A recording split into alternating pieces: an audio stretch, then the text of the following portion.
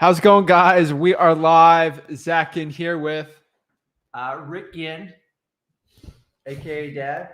And today what we're going to do is we're going to break down our top wholesaling real estate gems. We're really excited for this one, and I can't wait. So we're going to just break down as many real estate wholesaling gems as we can.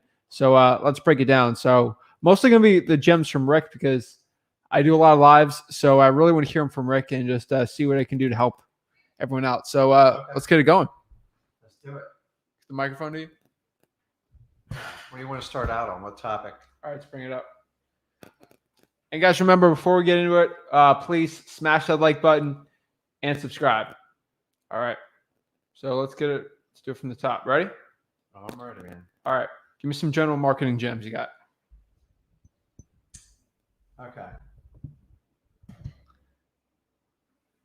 Can they hear me on that, you think? Yeah, just get closer. Okay. You're good. Okay, so on any type of marketing you do, I don't care if it's cold calling, SMS, even direct mail if you do that. The key to any type of marketing message or any type of medium you use is to get them to contact you. So if I'm on a cold call, I want to find a way to engage them and get past that first, what do you think? It's the first 10 seconds, 20 seconds of who is this and what is it? That's 10 seconds. Okay. So let's start with cold calling. Should put your chair down too. You're too high? You're the same level as me. I'm taller. All right. Okay. I know.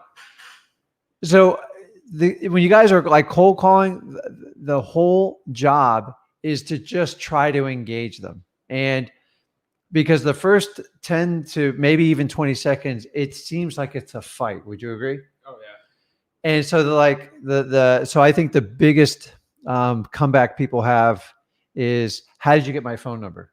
Yep. And so you have to take that objection and turn it into an opportunity. So if you take that objection and you start fighting with them, it's going to be painful. There's no other way. So you have to find a way to take the objection and turn it into an opportunity. An opportunity is just to get them connected to you. And that's it.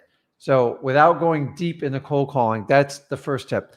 Number 2, on SMS, the biggest thing I see from an operation standpoint, because Zach runs the whole texting department of our company, is you have to find a way to engage them, to get them past the initial message to a phone call. How many deals have you done purely by texting, never ever talking to somebody? It's always, you just find the yes and you go on the phone. Okay. So understand, when you do SMS, which is texting, you have to get them on the phone. So if you start the initial text, hey, interested in selling your property. Yeah, I would need some more information. I'm right there trying to call them like instantly.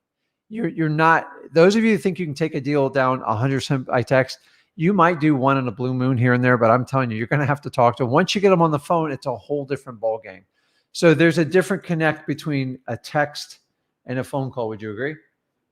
The texting's only for finding the seller that says yes. So So texting, you have to look at it as a locating tool, a prospecting tool.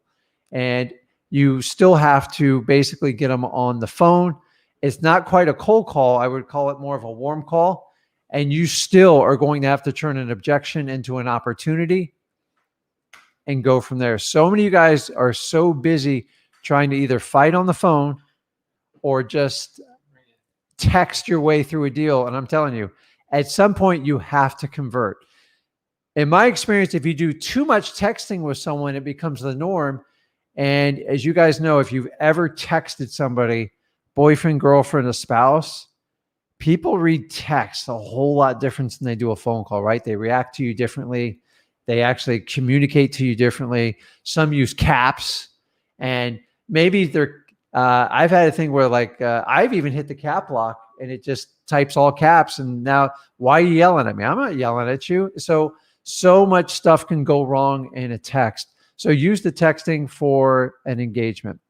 The last one I have is any type of marketing message you do in print, aka direct mail, or maybe if you do door hangers, or if you kind of do flyers or like urgent packages on people's doors, is Make sure you have a clear call to action. A call to action is just, hey, do this to get this. And if you, so many times you guys fill up these postcards and these letters and these packages with pages and pages of all your services. Keep it simple. The less you put on there, the more intrigued you usually will make them. So find out what your bullet points are, and it's been done to death. You don't have to do it 1,000 times, and you have to give them a reason to call you, and that should be tied in your call to action. Hey, let me show you how I can solve your problem, or call me and I'll show you how to get through the red tape. Something as simple as that. And it's got to be a little bit edgy, in my opinion, especially in today's market. But anybody who sends a postcard that's full head to toe, or like a letter that's 2 pages long, I don't know about you, but I don't have the attention span to read it. Nobody does anymore. And so if you don't get to the point in the first 2 or 3 lines, you're going to lose them. And they really, and then like, well, why do I need to call this guy? I will tell you this, there used to be a day when we used to send out all sorts of marketing mediums and say, call this number and I'll explain in detail how it works. Yeah. The old school thought was, well, they're more comfortable calling a recorded number because they feel safe. I don't know how about you. Like, I would never try that in today's market. I want to speak to someone live, and I want to know if like you're for real and like you actually buy houses. And I don't want to hear like a 2-minute video. It would drive me nuts. So that's kind of like my keys on it. So that covers texting, cold calling, any type of print. We have the list here. Direct mail. Which list? Right here. So skip tracing. Chance for that. Skip tracing. I got some though. I think that's kind of more of like your area. I will tell you, when you guys have smaller lists, you go out and collect 10 or 15, maybe properties in your neighborhood you're looking at. You don't always have to pay for a skip trace. You can do a lot of it for free. There's a lot of services out there. A simple Google search. In the old days before skip tracing, Spokio was the cutting edge thing a while back. And White Pages. What else is there? People Finder. True People Search. True People Search. You don't have to do every one. In the old days, we used to pay VAs to use these tools and build a skip trace list. Now they got a lot of fancy services, are great, especially if you're going to do batch. Batch would be what, anything over 50? Maybe. No, I don't know. Over 1,000. Okay, over 1,000, because it's not economically feasible. When I first did skip tracing, just to show you how long I've been doing this, it cost me $1.50, and I did. Yeah, I remember that. I did like 3,000 of them in a shot, and I was like, now it worked, but I'm just telling you, go back today, and the average rate, it's well under a quarter. Yeah, really under like 20 cents. And I had to get 3,000 to get that rate. So skip tracing, the one thing I tell you is under 1,000, do truepeoplesearch.com. Again, True People Search. That's my gem for skip tracing. Obviously, my True People Search is my favorite. If you have to pay for it, we're using batch. So we're roughly at like 13 to 10 cents, depending on service you're using on batch. And if you use code ZACH, Z-A-C-H on the bottom, you get 50% off of that one. So that's the cheapest one you get. But overall, True People Search, it's the OG. It's the best one. So trying for dollars. What's your best gem for that one? Do it. So driving for dollars, it's been around forever. And if you don't understand the value of driving for dollars, you'll appreciate it if you use any other marketing medium, especially direct mail, cold calling, SMS, because as you do these deals and you actually go to the properties and you meet with these sellers and you go, oh my God, I've driven by this house like 30 times.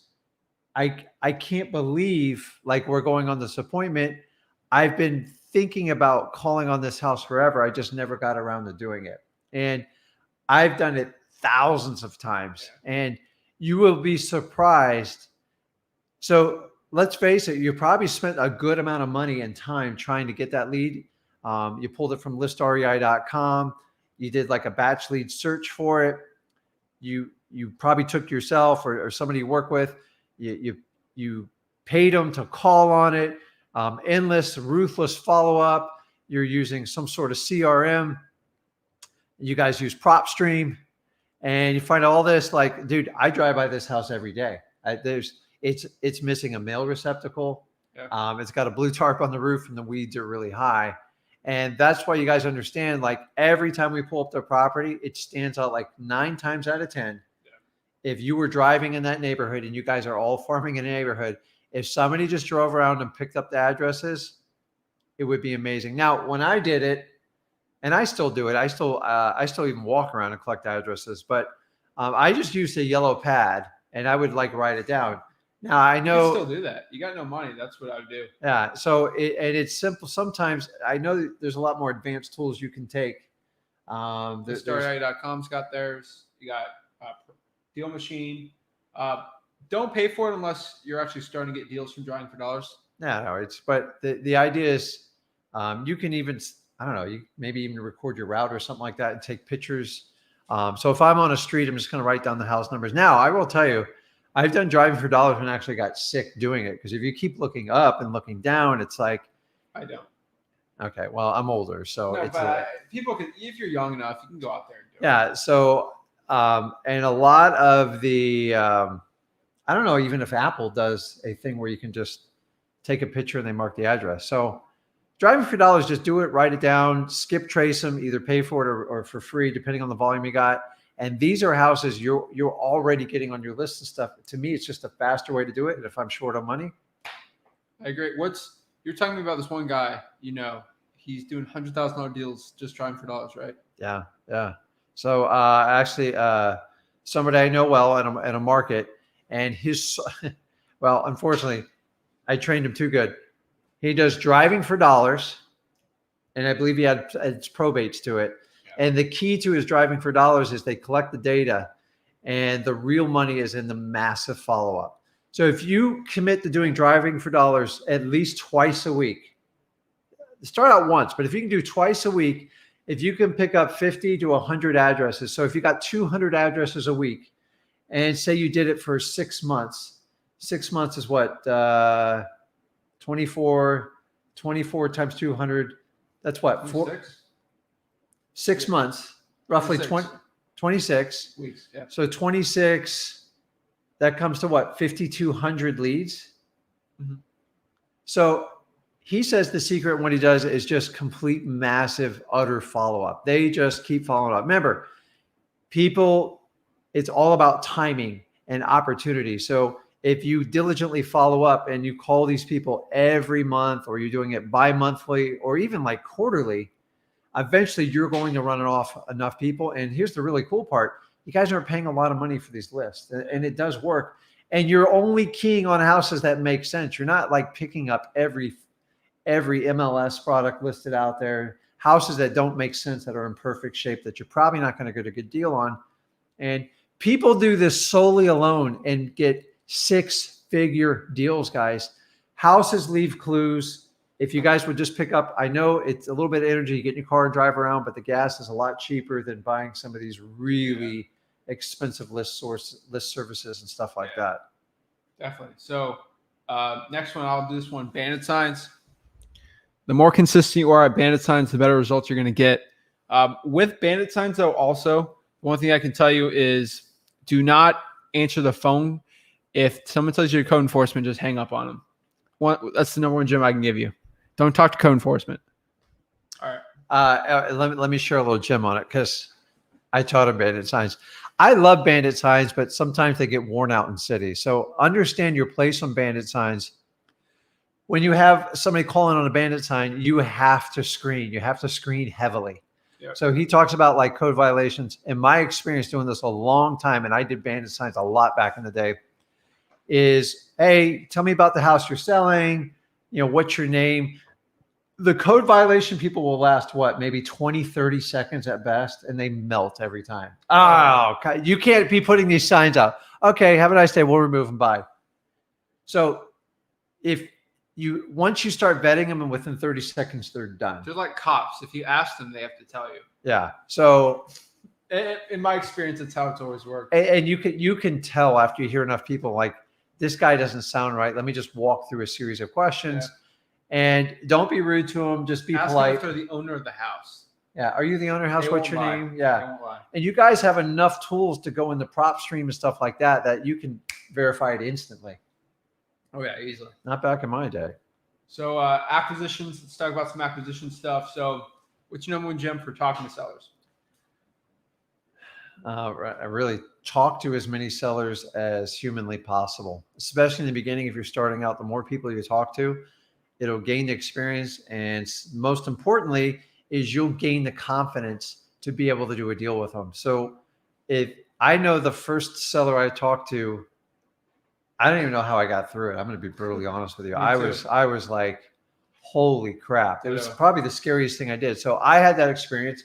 Zach had that experience. And I walked it through him. I said, Zach, just act as if, just do it. So if you know you're not going to lie to people and you know you're going to answer questions you don't know the answer to, like, don't be scared of it. There's nothing. The worst they're going to say to you is what? No, get out of my house. That's true. That's it. So talk to them, build the rapport, have that connection with them. And then you have to find a way to get to the conversation. So I find a lot of new people, and I got stuck in this when I started, not so much Zach, is sometimes acquisition people, they get stuck in the rapport building process and they build it up so massively. Your best friends. It becomes uncomfortable to have the conversation about the house. Yeah. So a little trick to save you on that is just to set up the upfront agreement. Say, listen, I'm going to come in, we're going to take a look at the house. I'm going to ask you some questions and we're going to sit down and either we're going to come to an agreement. The biggest thing you want to walk out with an acquisition is hopefully an answer, right? Yep. There is nothing worse than let me think about it. I'm not sure. Let me check with my neighbor. Let me check with someone's at. So if you get an upfront agreement and go, listen, if you want to work with me, that's great. And it works. You can say yes and move forward. If it's no, then just tell me you won't hurt my feelings. And so if they start hemming at the end, you can go back and go, remember upfront agreement? Yeah. They're like, oh, crap. So that'll help with that one. Awesome. Then building rapport. How do you do it? Number one gem. Only one. Use the house for clues, pictures on the wall. So the minute you walk in the house, especially the main living area, will be the most important pictures. It's most likely going to be family or some sort of hobby they have. It might be a model boat. It might be an airplane. It's going to give you the clues right off the bat. If you see a ton of pictures, I recently saw a house. There were so many pictures I couldn't see the wall of the family. I knew family was the most important thing to them. And I think that holds true for 80% of the people. I agree. Competition, dealing with competition with acquisitions. Don't compare yourself to any competitor. So the biggest competition you have is right up here. How do you beat someone up, though? You got two people at one appointment. How are you going to beat them up? You could do the Ricky Bobby way. You're either your first or your last. So what do I mean by that? Shake and bake. So yeah, you want to shake and bake them. The main thing is if you have an appointment at 9 a.m., I'm going to show up probably at 8:15. Now I'm going to go around the block, see what's going on. Guess what? If they're trying to fix the house up and move stuff around, you're going to see the clues right away on where the problems are in the house. And you can see what's going on. You can also see if somebody was meeting with the seller before you, which I find key. And the minute you find out it's a competition race, meaning they called multiple buyers, they say, listen, Mr. Seller, when you're done doing all this, give me a call and I want to work with you, but like I don't want to like confuse you with all this information. Are you okay with that? And so I show up, I make my presence. By you pulling out, you actually confuse them a little bit. Mm-hmm. The last thing you want to do is get in a bidding war. You will never win a bidding war.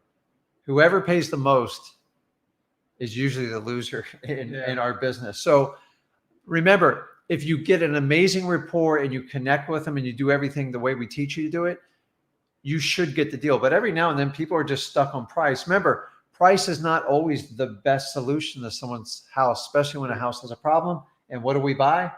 We buy problems. So they need someone who's going to come through and do it. So when everybody presents, you can even circle back around and wait till everybody finishes. So, and then you also see who your competition is, but I don't really worry too much about others. People are going to do what they're going to do. It's true. Next here is physical appointments. What's one gem you can give away about physical appointments? Belly to belly appointments. Remember that communication is, I want to say it's 70% nonverbal, meaning there's actual courses you can go out there and read people's eyes. So people telegraph everything they do. So I'll teach a couple basic moves here. When people look up, they're trying to figure out an answer for you. They're trying to recall from their memory. When they look down, they don't want to give you the answer. They're either ashamed of it or they're thinking of a lie to do you. And what else can I do? Look people in their eye. It's the most telltale sign of how they're going to communicate to you. And there's certain cultures and there's certain people, they just don't want to look you in your eye. And I find those to be the most challenging people because you can't and so when someone doesn't want to engage your eyes, sometimes it's a cultural thing. And what they'll do is they'll look down into the corner. So don't take offense to it. That's just how they operate. So if they're standing, you stand. If they talk quiet, you talk quiet. If they talk loud, you talk loud. That's simply called mirroring. It makes people comfortable. It makes them have an instant connection with you, and you have to use it. So many people don't understand when someone's talking slow, they want you to talk slow to them. Agreed. Virtual wholesaling. The one thing I can tell you there is speeds everything for virtual wholesaling. So the one gem I can give you is get a contract signed as quick as possible and then take the pictures after. That's one thing I tell you for virtual wholesaling. Ooh. And then cash buyers. Let's get into that. So sell your deal. Cash buyers. Gem you can give. So you only need one.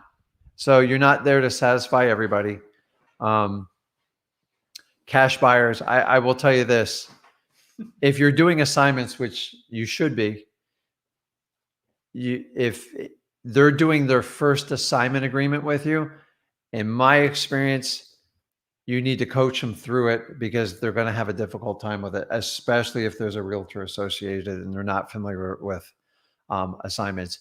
So here's a little key. If you have someone that really wants the property and they say they're okay with an assignment, what I would do is try to work with your title company and go train them over at your title company because they're going to have massive questions to you and you're most likely not going to be able to answer them on the phone.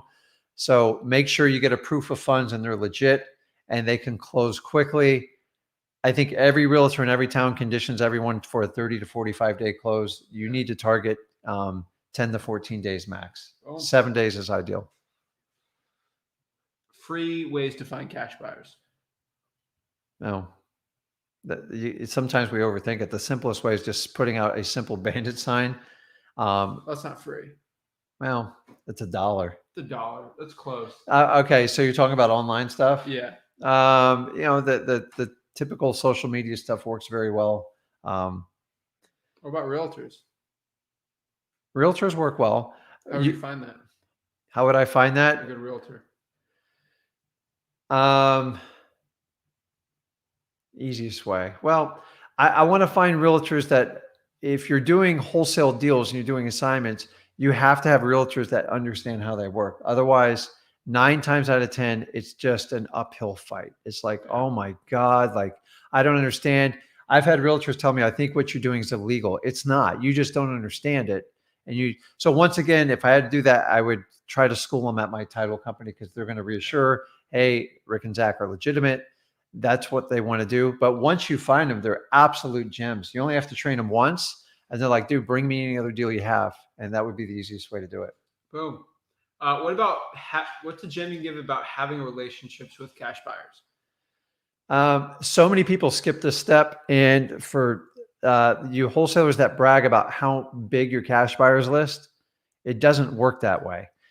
You only need quality cash buyers in there. So remember, if you have a cash buyer list and you tell me it's 500 or 1,000, I'm probably going to instantly tell you half those people are wholesalers on there. So quality over quantity, and you need to vet your buyers. Absolutely 100%. You have to get a proof of funds because a lot of these buyers will lie to you 100%. They're like sellers. And let's face it, I don't really sell to other wholesalers, so I need to know this upfront as soon as possible. If you can't handle deposit or proof of funds, you are not my buyer. So make your top 3 questions.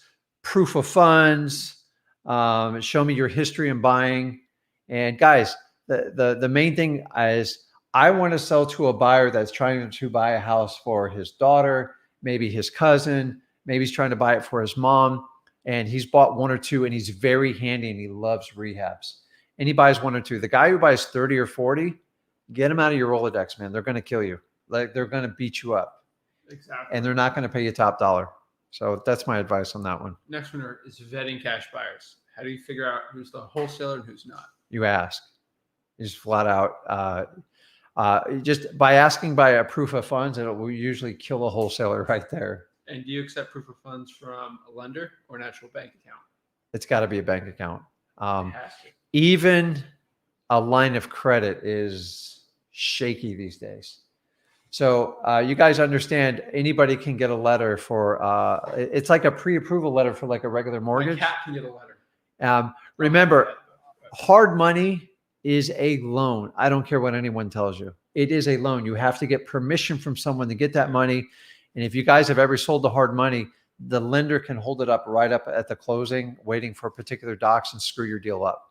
So it's not cash. Perfect. Mindset. Let's talk about mindset. So wholesaling with no money. What's the one tip you can give? Got no money. What's one gem you can give to someone? You're going to have to outwork and out hustle people. Like, bottom line, end of story.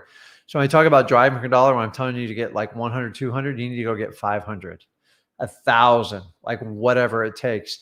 You need to go to every RIA group and try to network with everyone, because even though if you're not doing the business, you get in that mindset. And guys, I understand this. This is a marathon, but you're going to have to do the hustle sprint thing to get caught up, because if you don't have the money, you're going to have to do a lot of the sweat equity. So there is, if you do it, if it takes you a year to do a deal or a day to do a deal, who cares? Like, honestly, it's up to you. If you try to force it and go, oh, I got to get a deal in 30 days or I'm out, dude, don't even start, because there's no guarantees in this business. So the same rewards at the end of it, because after you do one deal turns into two, two turns into five, five turns into 10. I'm up over around a couple thousand, and I started with just one. And it took me a good 2 to 3 months to get my first deal. And I get a lot of questions like, Rick, how many phone calls does it take? How many? I go, listen, if you're committed to it, burn the bridges and just do it. Stop worrying. It's a marathon. Let me ask you, how long did it take you to get your college degree? Although you're not a good person to ask. 18 months. Yeah, it took me 6 years, 6.5 years. But guess what? I got the dang degree. He's got the degree. Like, there's no how fast did you get the degree on there. So I just want you to understand, it's like, who cares when you finish the race? The key is you have to start the race. And you have to start with your mindset going, I'm going to do whatever it takes to succeed in this business. And you will have a lot of ups and downs. And I guarantee you will have a struggle in it. Boom. One gem I can give as wholesaling as a teenager: confidence. That's it. Build confidence. You'll not have a problem. Yeah, the sooner you get the confidence bug, especially the younger you are. Zach used to say, well, what about my age? What about my age? I go, do you think it's an issue? And you remember he said, no. I go, okay, then what's the big deal? So remember, it's his mindset on it. Who cares what it costs? Customers, like, they, for the most part, I think they do enjoy young, energetic people. And the guys, when you're young, what you lack in experience, you can make up in other categories. Like, if you're not experienced, why don't you be enthusiastic? You ever been around enthusiastic people? They're just fun to be around. So no one's going to kick you out of your house if you have a good energy level and you're fun to be with. Like, you're entertaining, you're engaging. If you know how to tell jokes and entertain people, bring it in. If that makes you more confident, do it. But that's the key to it. Building a wholesaling team. Building a wholesaling team. What's one gem you can give about that? So it takes time. And I will tell you, if you think you're going to find quality people on like Indeed and Craigslist and stuff like that, anybody you can find organically that meets what I call your core values, which means your core values are just basically how you operate in life. So if you operate with like integrity and honesty and you feel loyalty is very important to you, I would write it out and make sure when you interview anyone for your team Mhm. that they match, because that's where you're going to have the disparity. It's not about your operation manuals, if they did enough input in the Podio or whatever it is for that week. It's because you took that deposit, you didn't put it in the company, and you know how I feel about like people who lie, steal, and cheat. So Yeah. you have to find core value and understand organically, if you come across that person that you just think's absolutely amazing and you think would be a good fit for your team, then be patient. A lot of times they will come. So many times you think we can just pay to hire people. And you guys ever look at a resume? I do not look at resumes. Do not look at a resume. It's a waste of time. It's probably the biggest lie you'll ever see on it. So I take your time building it and make sure they align with your core values, and it will save you a lot of headache. Exactly. Next one here is VAs, virtual assistants. You've had your fair share. What's the gem to give about it? So VAs, I'm going to give you my experience is VAs are going to do exactly what you tell them to do. Mhm. So many people hire VAs and they don't truly understand. The VAs don't even understand what they want them to do. So you have to have a standard operating procedure for a VA. Otherwise, you're literally throwing your money out the window. The VA doesn't know what to do. I'm even going on a limb. I failed a lot of VAs because they didn't understand what I want them to do. You got to understand our minds operate like crazy stuff. So here's a great exercise. This is how simple you have to make it. Think about a peanut butter and jelly sandwich. I'm thinking. Okay. I'm hungry. So here's what a lot of us do. We go, hey, Mr. VA, can you go make me a peanut butter jelly sandwich? Or just bring it back to me. Okay. And they come back and all of a sudden the jelly's slopped all over the plate. The peanut butter's on top of it and the bread there. And it's like, they didn't refrigerate this and it's like crumbled up. And you're like, what the hell is this? That's the problem. So what you need to do is make the sandwich and document it. Take out 2 pieces of bread from the cupboard. Take out a knife. Take out like a butter knife. Use a knife to scoop. You have 2 scoops on it. Take out the jelly. You got to use a separate spoon to put it in there. Put the sandwich. Cut it diagonally, and that's it. It's crazy, but I'm telling you, if you'll do that with everything, you'll get a lot further with a VA. So many of you guys just focus on the KPIs and you don't tell them. So if you're going to tell them to skip trace, where do I go to skip trace? Yeah. How do I load the information? How do you want me to communicate back to you? And a lot of times when you get into it, you go, man, this is a lot more work than I thought it was. And it overwhelms you and you just wind up firing me and you keep doing it over and over. So I like to give them one task and see how they do with it, and give them a operations just like I did with the peanut butter and jelly and see how they do and take your time. Well, the one thing is when Rick makes his peanut butter and jelly sandwiches, it's 3 times more peanut butter than jelly. Like peanut butter, man. It's but that's what I would say. I tell them to put on 4 heaping scoops of peanut butter. And that's it. I don't want that thin little. My wife puts this thin little layer of like, what's the point of a peanut butter jelly sandwich? It's a peanut butter sandwich, the side of jelly for you. And then there's a constant struggle between grape and strawberry. Yeah. You're a great guy. Yeah. So strawberries don't belong on a PBJ. JVing deals. You've joined venture a bunch of deals. Oh yeah. I've done a bunch. What's your gem for JVing deals? Just spell everything out. Particularly, listen, they're not recorded documents. Is you have to have an agreement. So get a JV agreement. They're pretty simple. I think we have one that we can share. If we don't have one, we'll get one done. So it's spell it out. Who's in charge of the actual contract, communicating with the customer? Who's going to be in charge of the stuff between contract and close? And who's in charge of dispositions? And which title company you use? And you really got to spell it out, because I can tell you the great thing about JVs is when the deal is over, if you don't like how it worked out with them, you just wash your hands and call it a day. As opposed to a partnership, like you're locked in, like it's forever. If the JV goes well and you go, man, that guy's like awesome, his buyer's list, and he did all the work. So like if I'm in Florida and say you're in Michigan and I got a lead, I go, hey, listen, I got this house. It seems pretty cheap. You got buyers for it? He goes, yeah, hey, I'd love to JV up with you. I go, can you really come through for me? He goes, yeah. I go, I tell you what, I'll give you 30 days to come through for me. Can you come through? Okay, so we put an agreement together. Maybe you do 50-50, maybe you do 60-40. It just depends on, hopefully you're assigning it. But if I have to fund it, maybe you got to change it up because you got to compensate them. And then you spell it out. And if that guy sells it and I don't have to do a lot of work past the initial contract, and it's great, I'm like, hey, why don't we do like 4 more of these? If I give you some more, can you do it? And then they're going to give you data. Hey, these are the zip codes that work. This is what I want to do. And that's it. And when it goes south, just finish the deal, no matter how profitable, and move on with your life. There's nobody's going to court. Nobody's doing anything like that. You both can have separate entities and pay them, and then you guys pay your own taxes. So you're not married to the financials, taxes, anything like that. That's it. Work schedule and time management.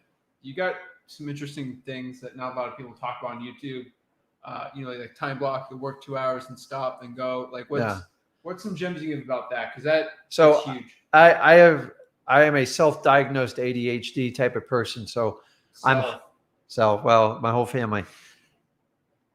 I get distracted kind of like I get into stuff and I get excited about it.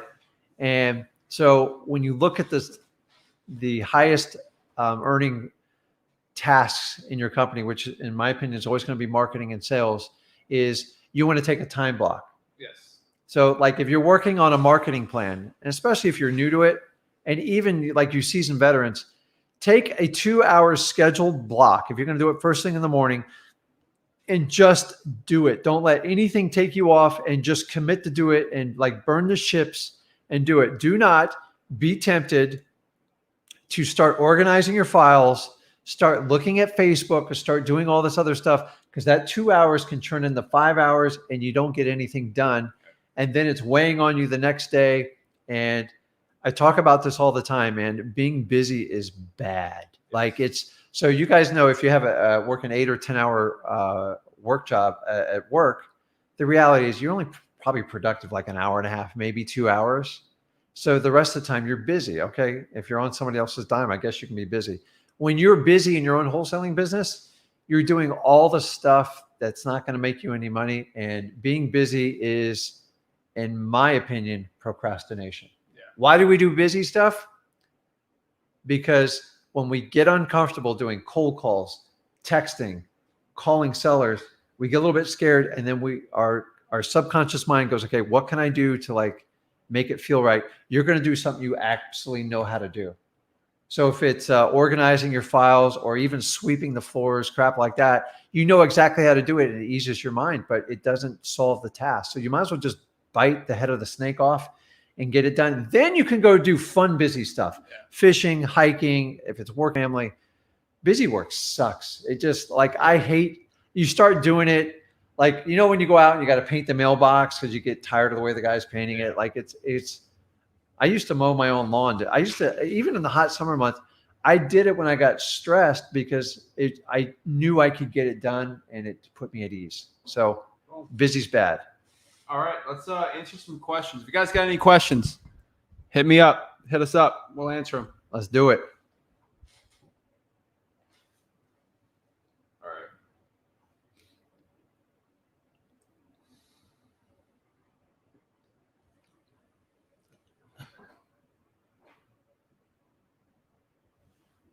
So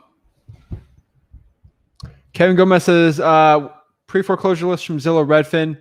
Zillow's a little better. Redfin's decent. They're not the best. ListREI.com still better, but they're not bad. Let's get it, OG. Love it. SEOLE says, yo, how big should my cold calling list be to get a deal? I would say about 3,000 to 5,000. If you're doing probates, you're driving for dollars, a little less. All right, get you some questions. Okay. So, Jason says, happy Friday, both. Happy Friday, Jason. The American flag. Good afternoon. Good afternoon. Hey, what's up? Hey, what's up? What's up? Let's see. What do you think about this one? This opening. Hey, this is Samuel. Have I caught you at a bad time? No. What's it about? How would you answer that for cold calling? Let me see here. I don't know what's it about. So we talked earlier about turning the objection into an opportunity, and you have to find a way. I mean, I can tell you, but a lot of times you have to find a way that makes you uncomfortable but comfortable to respond and turn it into. So you had a creative way. Like I think the biggest objection. Ask a question with a question. Correct. Are you the owner of 123 Main Street? Throws them off. It's perfect.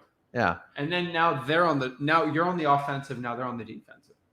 So like the biggest objection I think most people get in cold calling is like, how did you get my phone number? Marketing department. Yeah. It's what we call the deflection. Do you see how I instantly thought it's got to come out. If you wait 10 seconds to answer it, they're going to kill you. I know. And unfortunately, it takes some experience to do it. But the next step to experience is practice. You guys got to practice it. It's you have to practice. Now, I'm not really a cold calling guy. I can do it on the fly. It's just it doesn't fit my personality. So just be true to who you are. Good afternoon, Rick and Zach. Excited to be able to catch the live early. Awesome, sweet. Hello, Rick and Zach from Pompano Beach, Florida. Pompano. It's Pompano Beach, right? Not Pompano, Florida. Well, some people call it Pompano, right. But I never miss your videos. Thanks for teaching us for free. Of course. I grew up down there that way. When pulling a pre-approval list in listri.com, how do you skip the list for the errors? When you skip it, it gets the actual deceased person. How do you get the errors? If you use batch leads, they use credit bureau data, so the relatives' phone numbers will pop up. Bingo. Boom. John asks, what does skip tracing mean? It's actually a term that came from debt collectors. They basically put your name in a database and any address, and the idea is to get an address, phone number, or any type of forwarding mail, any type of information on you and your relative. So it's basically digging up any information to get in contact with somebody. Exactly. Good question here. So I just started using batch leads yesterday. Today I had 2 responses from people who have the proper list of the realtors. What do you recommend I say when I call or text realtors? I'm pretty nervous. Well, understanding realtors are not your ideal candidate for like a wholesaling deal. So knowing going in front of it, just ask your normal set of questions. And if they beat you up, just move on. I mean, you got any other advice on that? They're not good ones. They're not good. So don't stress about them. So you need to find motivated sellers without realtors. Motivated seller typically does not have a realtor. Well, if they do have a realtor, it's probably not a good one. Do you mail your driving for dollars list? What type of verbiage? We do offerpostcard.com. Offerpostcard.com. We mail them an offer above basically ARV, and we bring them down from there. We get the best response rates. It's simple. It works. So offerpostcard.com. Let's see.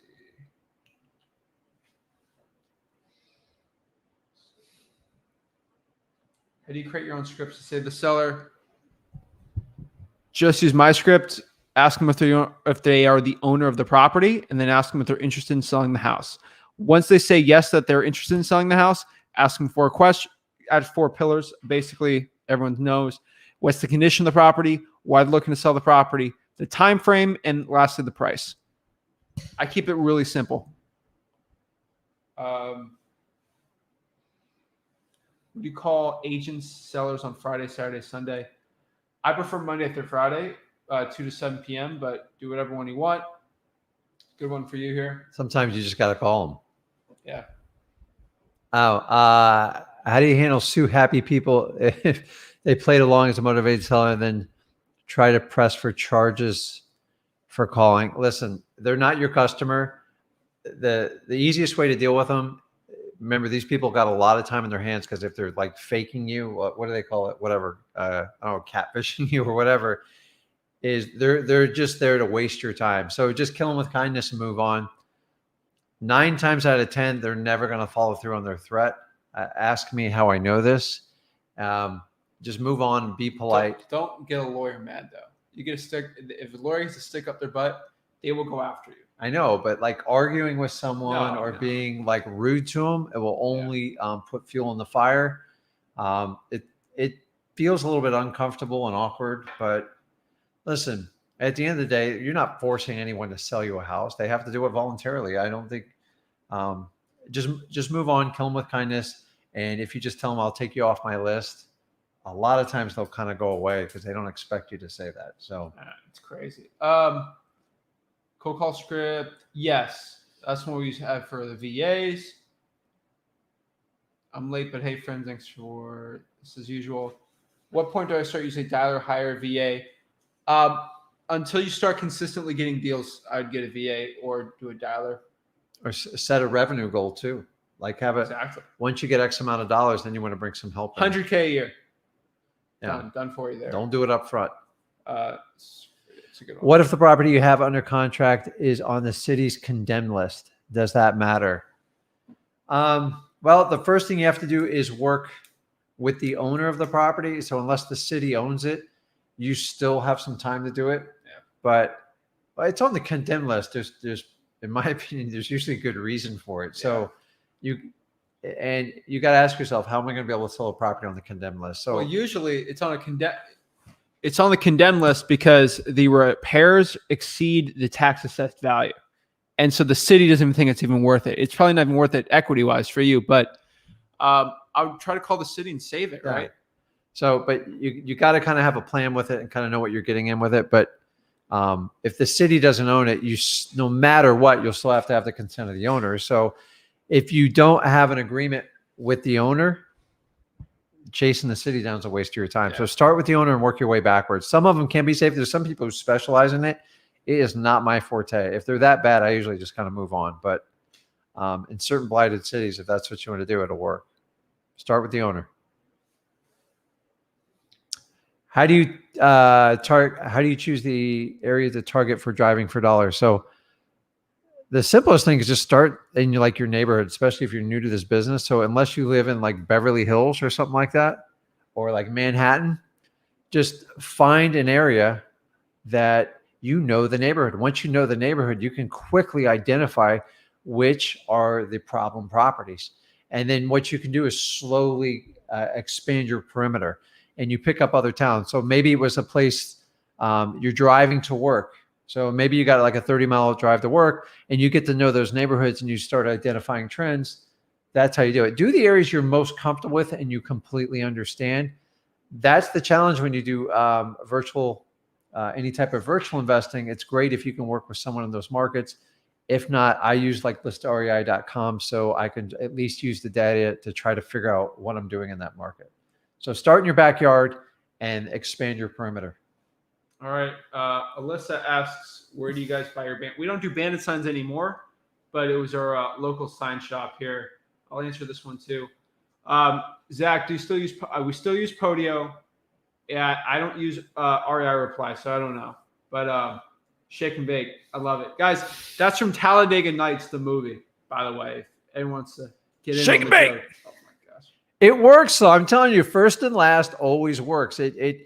When you have competition for stuff, you have to like create utter chaos and confusion. Now, it's not on your seller. It's always on your competition, because they're like, listen, you look at everything, you assess it, you let them do the parade, and then you make sure you're the last guy to show up there because you have all the information there. And then if you want to get in a bidding war at that, she's like, okay, give me 100,000, you can have it. If you decide to do that, it's great. I would never do that. So if you put an offer out first, they're just going to use it against you. Would you agree? I agree. So don't put the offer out. And then, by the way, when you have competition there, don't badmouth them. Say, this is a great property, isn't it? And they always get suspect. Like, well, am I missing something? I'm like, I don't care. I'm just going to outwork you. That's how I look at it. So perfect. What is the buyer sending you for proof of funds from buyer? Picture of an account, or how do we know their proof of funds is legit?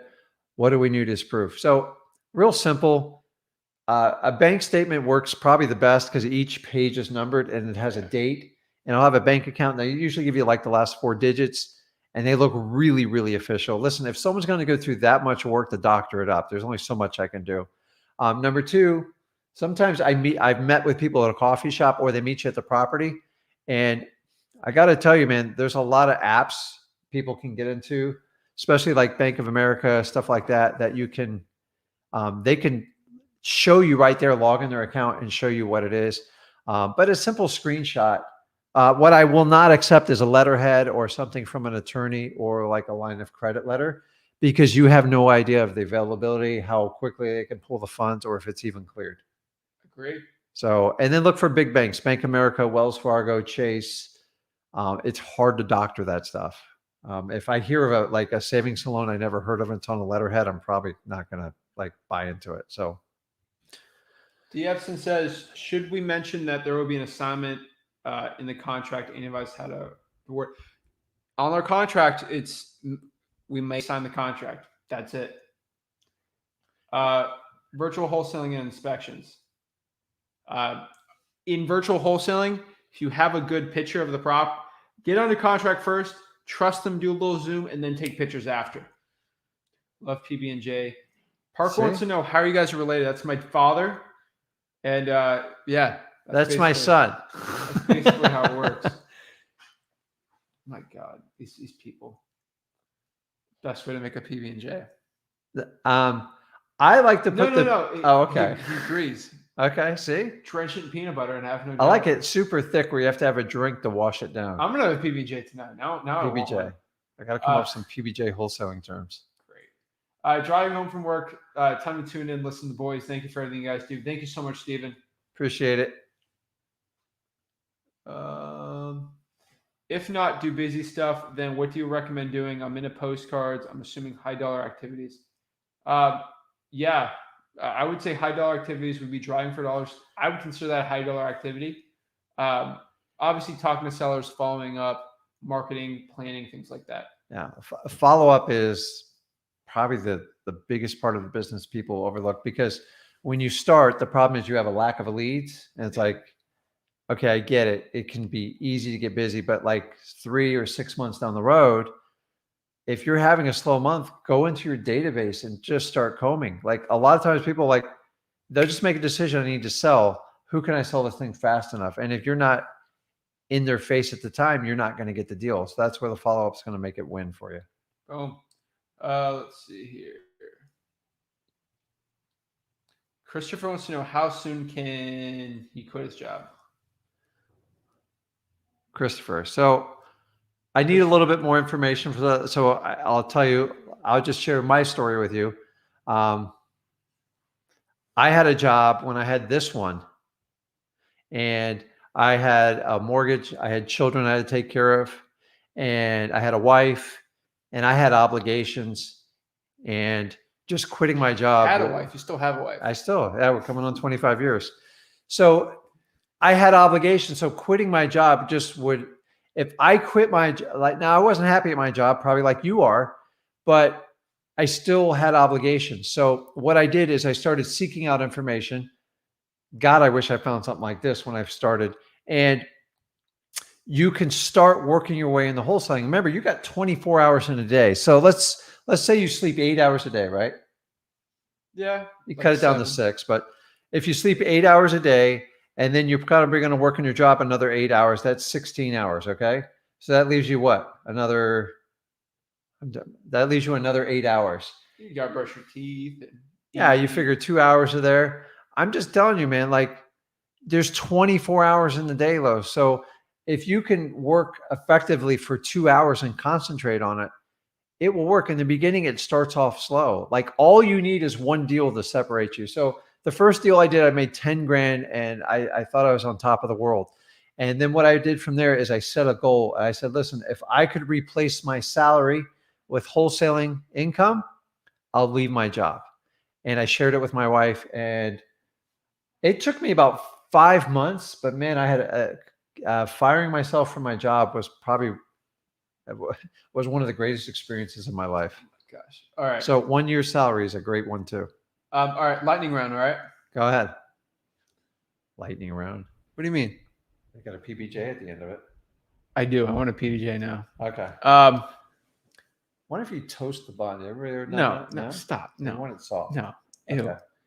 Hi guys. Do you make offers with? Actually, I could toast a peanut butter. Make it like a toast. See? And put peanut butter. Tastes good. We should have our toasted PBJ YouTube channel. I might try that. All right.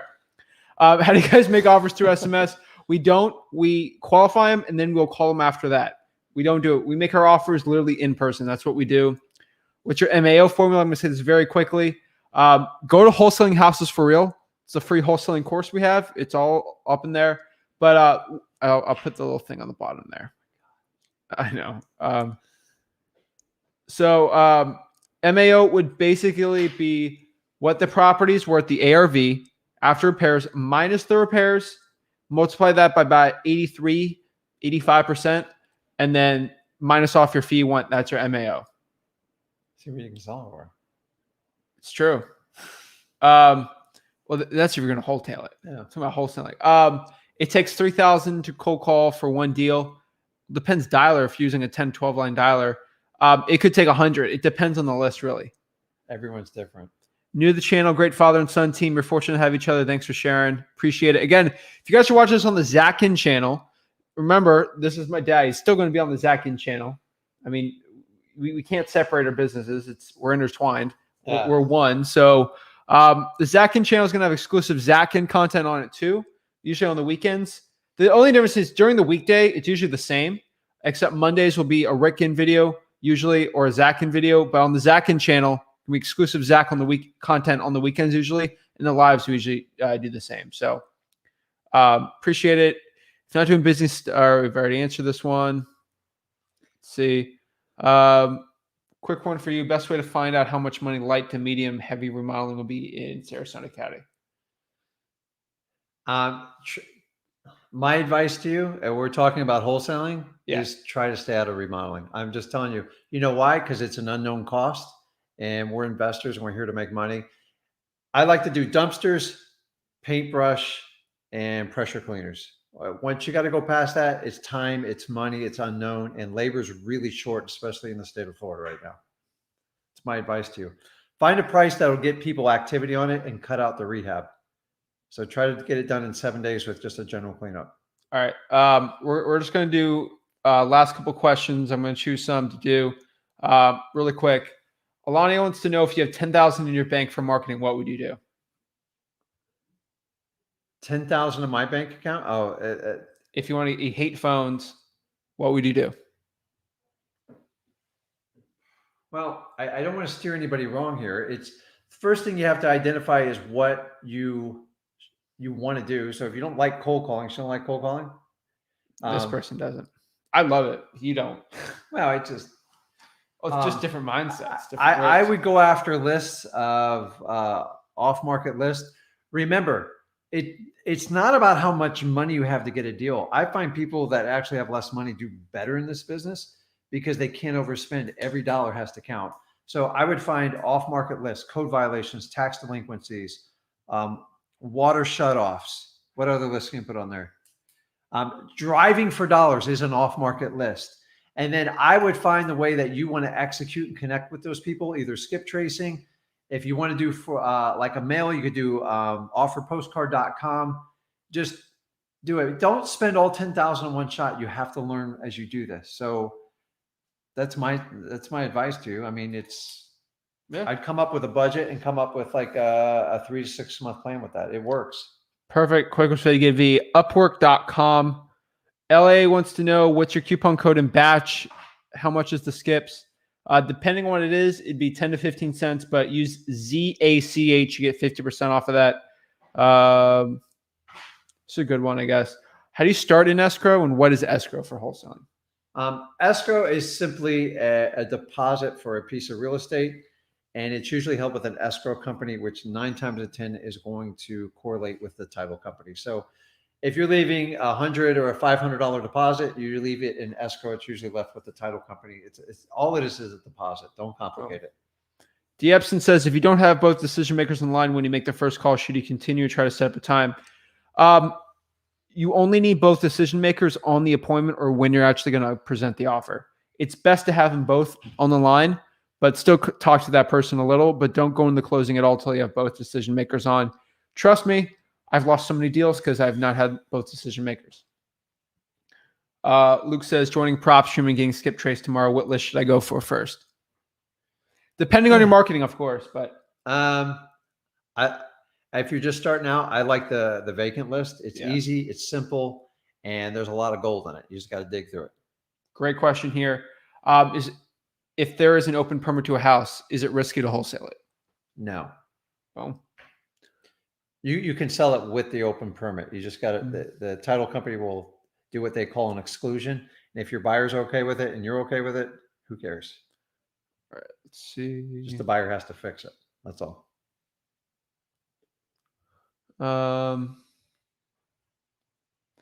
Made $93,000 in June, but I'm not consistent with deals. Should I try to hire and scale? Then I have the funds still working a job. If you're not consistent with it, I would get a VA to do some consistent stuff. If you're making that much money, you need a VA to do your marketing with you. Yeah, you got 93K. So like spread the love and have some people help get consistency on following up and chasing down leads.